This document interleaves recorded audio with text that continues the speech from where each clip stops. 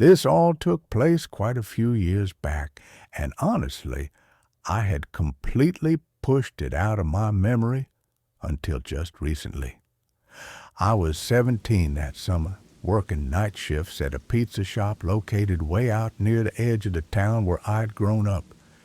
It wasn't a dream job by any means, but I was broke and had two parents who would have lost their minds if I didn't have some kind of income, so I didn't have much choice.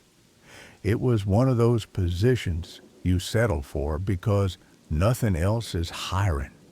The shifts were uneventful, the uniforms were gross and sticky, and the delivery car was a rusty piece of junk that could barely manage a hill climb.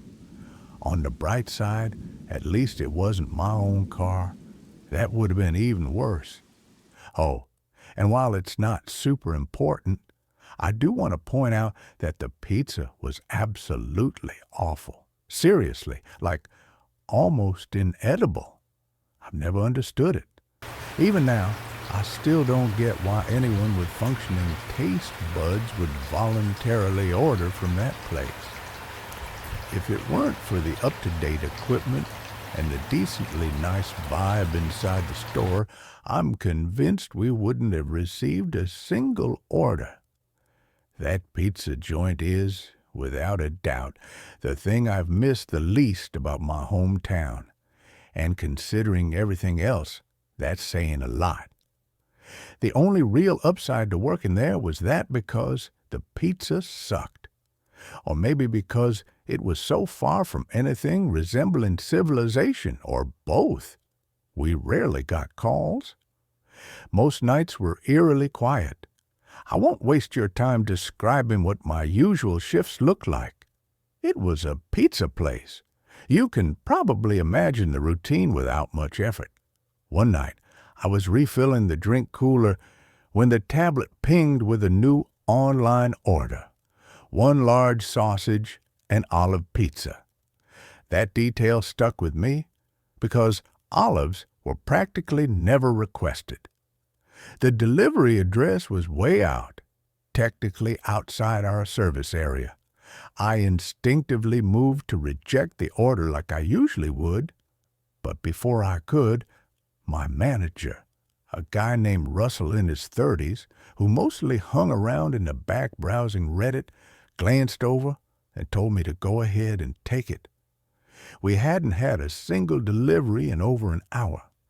I didn't put up a fight.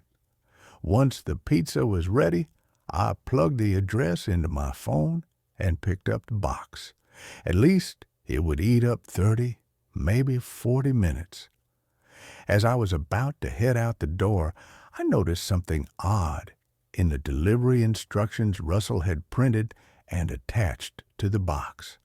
Something I hadn't looked at until just then. It read, and I remember this exactly: "Park on the road behind the house. Walk through the backyard. Knock only on the back door." That made me pause for a second, but being 17, I came up with a few reasonable explanations. Maybe someone inside didn't want to wake a baby or an elderly relative. Maybe the front of the house was being remodeled. Maybe someone was sneaking the pizza behind a parent's or partner's back. All I could think about was how long the night was going to drag if I had to go back to filling boxes. So I figured I'd just get it over. But the second I walked outside, I started to get that creeping sense of doubt. It was one of those summer nights where the air felt like syrup, hot, sticky, and unmovable. Like everything, even the breeze, was suspended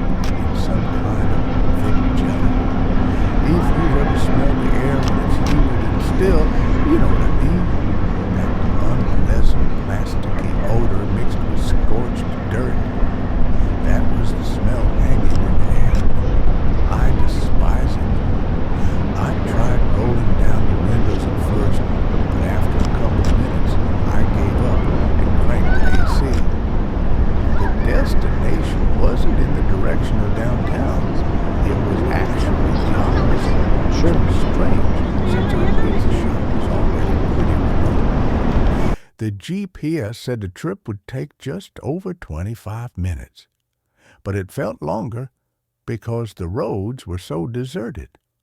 I'm probably exaggerating. It's not like it was the wilderness, but things definitely thinned out the farther I drove. When I finally reached the spot, I noticed that I had arrived behind a house. The GPS had led me along a narrow back road that ran behind a row of yards. There were no street lamps, and the houses didn't have any exterior lights on either. It was pitch black. I slowed down and checked the house number again because the place looked completely abandoned.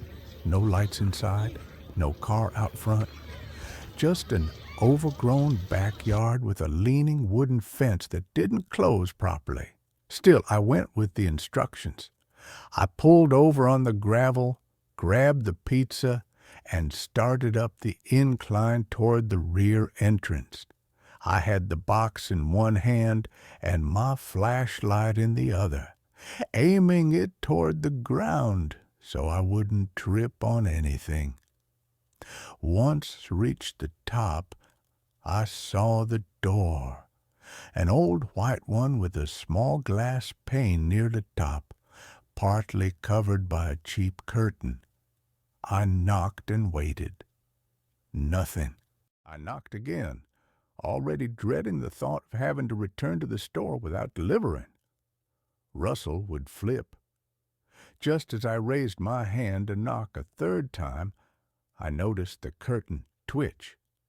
It wasn't a big movement, just a subtle brush, like someone had lightly touched it. It was quick, and I might have missed it if I hadn't been watching the glass. I waited a few seconds, expecting whoever was behind the door to answer, but before anything else happened, I spotted two unmarked vehicles pulling up on the road behind mine. My first reaction was panic. I thought I was in trouble for trespassing or something.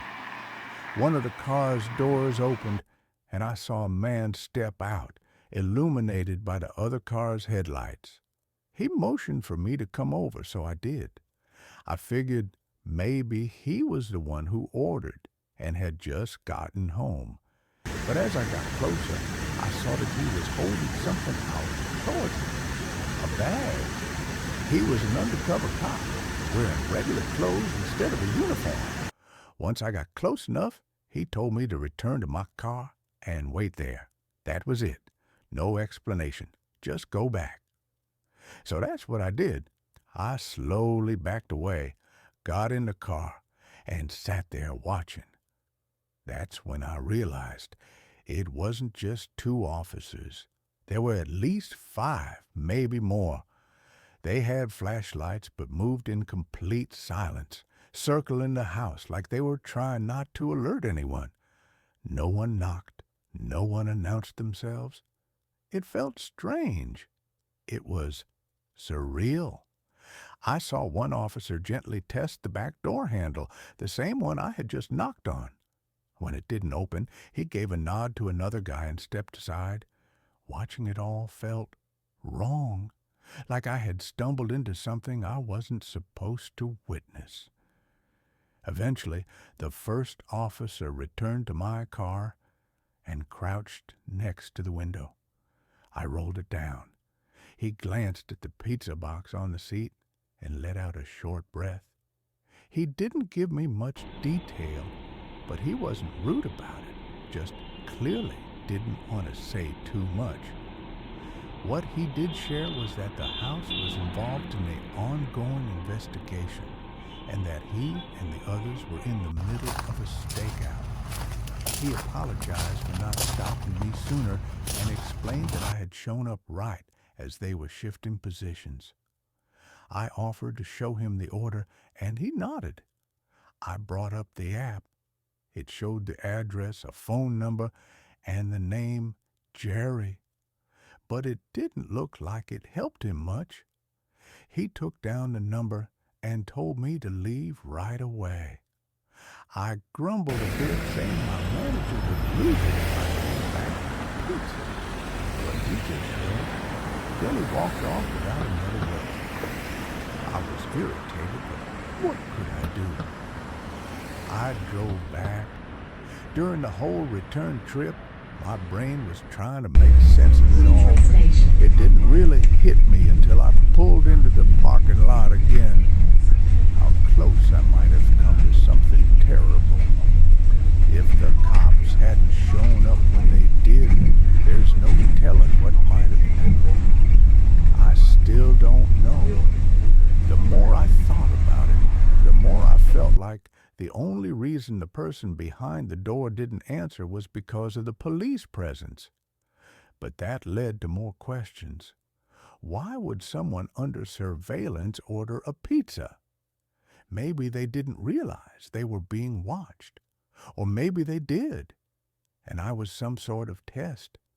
Maybe I was bait to check if the house was still under surveillance.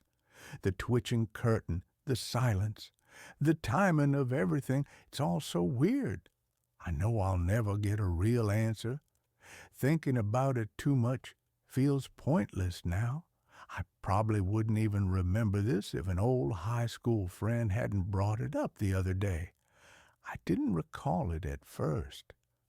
Maybe it's better if I forget it again, but I figured I'd share it here before I do.